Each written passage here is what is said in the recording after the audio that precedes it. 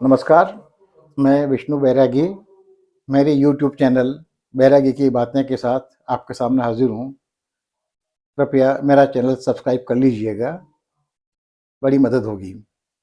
मित्रों, आज मैं मालवांचल की एक ऐसी वैवाहिक परंपरा के बारे में बात करना चाह रहा हूँ, जो किसी ज़माने में न केवल प्रमुख हुआ करती थी, बल्कि किसी भी परिणय संस्कार संपन्न कराने के लिए अनिवार्य हुआ करती थी। लेकिन अब धीरे-धीरे लुप्त होती जा रही है। शहरों में तो ये लुप्त प्राय हो ही गई है। मुझे ऐसा अनुमान करता हूँ कि देहातों में भी, ग्रामीण भारत में भी, ग्रामीण मालवा में भी अब ये धीरे-धीरे नष्ट होती जा रही होगी। इसका नाम था लग्न भेजना, लग्न लिखवाना। लग्न एक संज्ञा भी है और लग्न एक क्रिया भी है। पाणी ग्रहण संस्कार संपन्न हो जाने को हमारे यहाँ लग्न हो जाना भी कहते हैं। लेकिन एक लग्न एक संज्ञा होती है, भौतिक वस्तु होती है, जिसके बिना ये क्रिया संभव नहीं हो पाती थी। पुराने ज़माने में अ, आप जानते हैं कि संयुक्त परिवार हुआ करते थे। एक परिवार का बच्चा, परिवार के सारे सदस्यों का बच्चा हुआ करता था। इसीलिए अभी भी आपको ऐसे कई परिवार मिल जाएँगे, जहाँ बच्चे अपनी माँ को काकी या भाभी कह के संबोधित करते हैं, क्योंकि उनके जन्म लेने से पहले उस परिवार के बच्चे उसकी माँ को काकी, भाभी कहा करते थे। मेरे दोनों भतीजे, गोरखी और मुन्ना भी मेरी भाभी को, अपनी माँ को भाभी कह के ही संबोधित करते रहे और अब भी भाभी कह के ही संबोधित करते हैं। तो संयुक्त परिवारों में ये तय कर पाना, ये पहचान पाना मुश्किल हो पाता था कि ये 3-4 भाइयों में से कौन से भाई का बच्चा है। तो एक का बच्चा सबका बच्चा होता था, एक की संतान सबकी संतान होती थी और इसीलिए हर सदस्य, परिवार का बड़ा सदस्य बच्चों पर समान अधिकार से अपना अधिकार से उसका देख-रेख भी करता था, चिंता भी करता था और उससे काम भी लिया करता था। ऐसे में लड़कियों के साथ कभी-कभी बड़ी दिक्कत हो जाया करती थी। उस ज़माने में कई बार ये हुआ करता था कि गर्भस्थ शिशुओं के विवाह संबंध तय हो जाते थे। किसी आयोजन में, शादी समारोह में कोई एक जात समाज के 2 लोग मिले, परिचित मिले, मालूम पड़ा दोनों की पत्नियां गर्भवती हैं। बातों-बातों में दोनों ने तय कर लिया कि यदि हमारे यहाँ पर लड़का-लड़की अलग-अलग होंगे, तो इन दोनों का रिश्ता हम आज तय कर लेते हैं। ऐसे कुछ उदाहरण आपको अभी भी देहातों में मिल जाएँगे और मेरी जानकारी में ऐसे कम से कम 3 उदाहरण रहे हैं। ऐसे में होता ये था कि किसी लड़की के दादा ने किसी से वादा कर लिया कि मेरी पोती का विवाह तुम्हारे पोते से करूँगा। लड़की के ताऊ ने अपने किसी मित्र से वादा कर लिया कि मेरे छोटे भाई की बच्ची की शादी तुम्हारे भाई के लड़के से तय कर दूँगा। लड़की के काका ने भी इस तरह से कोई रिश्ता कर लिया और ये बात तब मालूम हो पाती थी जब लड़की के रिश्ते की बात तय करने की बात घर में विचार के लिए सामने आया करती थी। तब मालूम पड़ता था कि एक से अधिक रिश्ते तय कर दिए गए हैं। तो उस ज़माने में ऐसे कई मामले हुआ करते थे, जबकि मंडप में ही एक लड़की के एक से अधिक वर दावेदार बन के सामने आ जाया करते थे। ऐसा एक शादी में तो मैं भी गया हूँ और लग्न के आधार पर एक भाभी को मैं वहाँ से ट्रक में चढ़ा के हरण करके लेके आया हूँ। मनासा में रहती मेरी भाभी, वो अभी नागदा परिवार की हैं। तो जब घर में ये बात आती तो घर में थोड़े बहुत दिनों तक आपस में मनमुटाव होता और अंततः या तो दादा का कहा माना जाता या लड़के के बाप ने जो रिश्ता तय कर लिया है, जो भी घर में परिवार में जिस रिश्ते पे सहमति होती, उस रिश्ते पर बात बनती और ये तय होता कि अपनी बच्ची की शादी फला-फला जगह होगी, बारात फला-फला के यहाँ से, फला-फला गाँव से आएगी। तो ये खबर करने के लिए कि मैंने अपनी इस बच्ची का विवाह संबंध किससे तय किया है, इसके लिए लग्न लिखवाए जाया करते थे। और लग्न लिखवाना वहाँ पर एक बहुत बड़ा काम हुआ करता था और मोटे तौर पर आप ये कह सकते हैं कि विवाह आयोजन का प्रारंभ ही लग्न लिखवाने से हुआ करता था। और लग्न लिखवाना कितना महत्वपूर्ण होता था कि इसकी एक पूरी रस्म हुआ करती थी। लड़की का बाप या लड़के के परिवार के 2-1 लोग गाँव के पंडित के पास जाया करते थे। उन दिनों पढ़े लिखे लोग कम हुआ करते थे।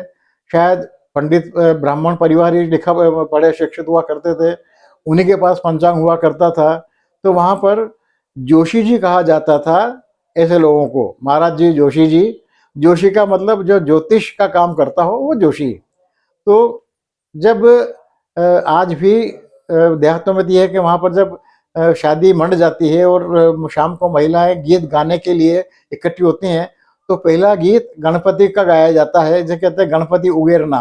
गणपति से लोग गीत गाने की शुरुआत करते हैं और उसमें पहला एक गीत आता है, उसमें उसकी एक पंक्ति मैं आपको गा के सुनाता हूँ।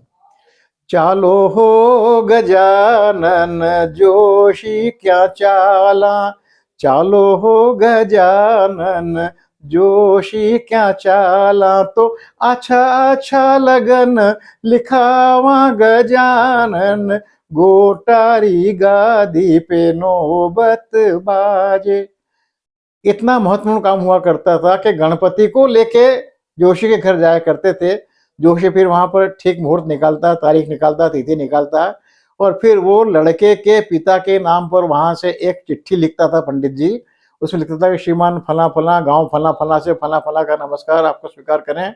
मैं फला फला, जिसके पिता का नाम ये है, मैं अपनी लड़की फला फला का विवाह आपके बेटे जिसका नाम ये है, मैं उससे तय करता हूँ। तो आप कृपा करके फलां तारीख को, फलां तिथि को, इतने समय पे, इतने बजे परिणय संस्कार संपन्न कराने के लिए अपने पुत्र को लेकर मेरे घर, मेरे गांव पधारिए, मैं आपकी प्रतीक्षा करूंगा। और ये लग्न लिखे जाने के बाद लग्न भेजने की भी एक पूरी प्रक्रिया हुआ करती थी। लग्न ऐसे ही नहीं किसी ऐसे वैसे के हाथ से भेज दिया या डाक से भेज दिया। विधिवत प्रायः जो परिवार का जो नाई हुआ करता था उसके हाथ भेजे जाते थे वो लग्न। और लग्न को बड़े आदरजनक बहुवचन में कहा जाता था, लग्न लिख लिए गए हैं, लग्न भेजे जा रहे हैं, लग्न झेले जा रहे हैं। तो जब नाई वहां पहुंचता तो नाई की भी खूब खातिर तवज्जो होती, उसका खूब आदर सत्कार होता। और लग्न वो हाथों में नहीं लिया करते थे लड़के वाले, वो झोली मांड के लग्न के स्वीकार किया करते थे। वहां कहते थे लग्न झेले गए, लग्न लिए गए। और लग्न इतने महत्वपूर्ण होते थे कि कहीं ऐसा नहीं हो कि असावधानी की वजह से या पारिवारिक प्रतिद्वंदिता की वजह से इस लग्न को, इन लग्नों को कोई चुरा नहीं ले, इधर उधर नहीं रख ले। इसलिए लड़के का बाप या लड़के का परिवार लग्न झेलने के बाद में उन लग्न को मंदिर में रखा करता है। पुरोहित को सौंपते थे, पंडित मंदिर के पुजारी को सौंपते थे कि महाराज इसको संभाल के रखना, और फिर वो मंदिर में सुरक्षित रहा करते थे। लग्न आधिकारिक निमंत्रण होता था, आधिकारिक दस्तावेज होता था कि फला लड़की का वैवाहिक संबंध फला फला लड़के से तय कर दिया गया है। जब बारात जाती थी तब बारात में इन लग्नों का साथ में ले जाना अनिवार्य होता था। और जब पंडित मंडप में दूल्हा दुल्हन को बिठाकर हस्त मिलाप करवाता था तो उससे पहले गांव में तो अभी भी पूछता है, मेरी शादी में भी पूछा गया था, मेरे बेटे की शादी में भी पूछा गया था कि वो लग्न कहाँ है। पंडित ये सुनिश्चित करता था कि वो इस लड़की का परिणय संस्कार उसी लड़के से साथ संपन्न करवा रहा है जिसे उसके परिवार वालों ने तय किया हुआ है। आधिकारिक प्रमाण वो लेके फिर उन लग्नों को दोनों बच्चों के हाथ के बीच में रखकर फिर उन दोनों को हाथ को वो कपड़े से लपेटकर गठबंधन किया करता था। तो ये एक बड़ी महत्वपूर्ण अनिवार्य एक परंपरा थी वहाँ की, देहातों की। अभी भी वहाँ चल रही होगी ऐसा मुझे भरोसा है, जहाँ जहाँ पर परंपराएं बनी हुई है। लेकिन अब तो शहरों में प्रेम विवाहों के बढ़ोतरी के बाद में अब इसकी आवश्यकता नहीं होती है। अब तो सब कुछ पहले से तय होता है और एक से अधिक लड़की के दावेदार नहीं हो पाते हैं। लग्न भेजने के बाद भी वहाँ पर देहातों में कई बार लड़की के अन्य रिश्तेदारों ने जिन परिवारों से उस लड़की का रिश्ता तय कर लिया था, वो अपनी मान प्रतिष्ठा के लिए, इज्जत की खातिर नाक का सवाल है कह के बारात लेके आ जाया करते थे। और तब वो लग्न वहाँ पर प्रमाण के रूप में प्रदर्शित किए जाते थे कि लग्न हमें भेजे गए हैं, इसलिए इस लड़की से शादी कराने के लिए हम ही आधिकारिक दावेदार हैं और इस लड़की के विवाह और परिणय संस्कार हमारे घर के बच्चे से ही किया जाना चाहिए और किया जाएगा। वो परंपरा अब लगभग नष्ट हो गई है और इसका मुझे दुख इसलिए नहीं है कि ये अब आवश्यक नहीं रहा। जहाँ पर चल रही है वहाँ चल रही है, लेकिन वहाँ पर भी अब मुझे लगता है क्योंकि बहुत सारी बातें सूचनाओं के विस्फोट के इस जमाने में अब एक लड़की के एक से अधिक दावेदार नहीं आते होंगे। कम से कम जात समाज के हिसाब से ये अलग बात है कि कोई मजनू, कोई इश्क, उसका आशिक कोई पैदा हो जाए, अलग बात है। वहाँ पर कभी कोई वितंडावाद पैदा कर दे अलग बात है, अन्यथा अब लग्नों की आवश्यकता अब दिनों दिन कम होती जा रही है और शहरों में तो ये लगभग समाप्ति हो गई है। और कोई ताज्जुब नहीं कि आज की तारीख में जिन बच्चों की शादियां हो रही हैं वे इसके बारे में जानते भी होंगे। मैं इसे शकुन मानता हूं कि हम अनावश्यक परंपराओं से मुक्ति पा लें, लेकिन इसके अलावा अभी हम बहुत सारी ऐसी परंपराओं को झेले जा रहे हैं जो भोंडी हैं, खर्चीली हैं, अनावश्यक है। उसमें समय और धन दोनों बहुत ही निर्ममता से, क्रूरता से नष्ट हो रहा है। हमें उनसे मुक्ति पानी चाहिए। ऐसे कुछ रस्मों के बारे में, परंपराओं के बारे में फिर कभी आपसे बात करूंगा। फिलहाल आज लग्न पे ही बात समाप्त करते हैं। बहुत बहुत धन्यवाद। नमस्कार। मेरा चैनल जरूर सब्सक्राइब कर लीजिएगा।